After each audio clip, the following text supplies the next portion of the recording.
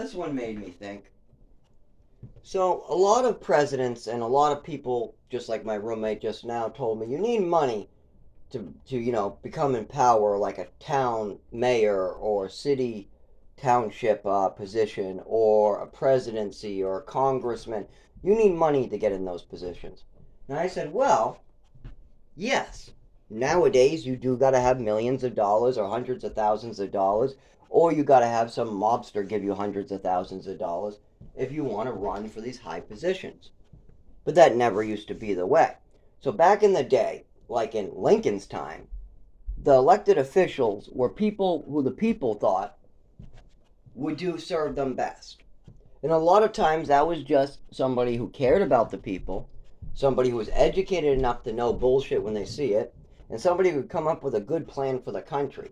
Like Lincoln not only was one of our best presidents, but he was one of our poorest presidents. Log cabins and all. I mean, yeah, that log cabin looks nice in pictures today. But no, he was no rich president by any standards. And that's one of the things that makes people good. Now, what changed? What makes it so necessary to have money for these positions of power? Well, what ended up happening is a lot of people with money saw people without money going into power and making decisions that didn't benefit them. Like, for instance, the decisions that Lincoln made did not benefit the cotton manufacturers. They did not benefit a lot of corporations. And the corporations fought back against him quite a bit. So after Lincoln was over with, the corporations have definitely learned their lesson. We do not want the average American who makes minimum wage talking for the people because he'll do a good job. We need a billionaire who will steamroll the people but really help line our pockets. We want to line our pockets, but we don't want the people to know. How can we do this? Well, let's make it so only rich people can get in the power. Yeah, that's a good idea, they said.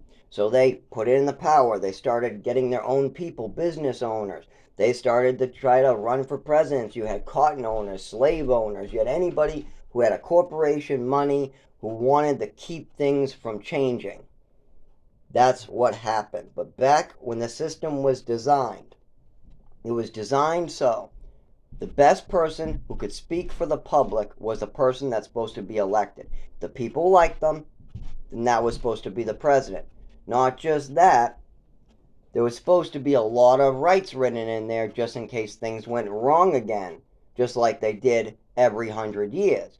For instance, if our government got out of control, started hurting the people, started taking too much of our wages, we couldn't afford to live in our apartments or houses anymore. They started taking our homes, our money, our food, all of it, just like they did.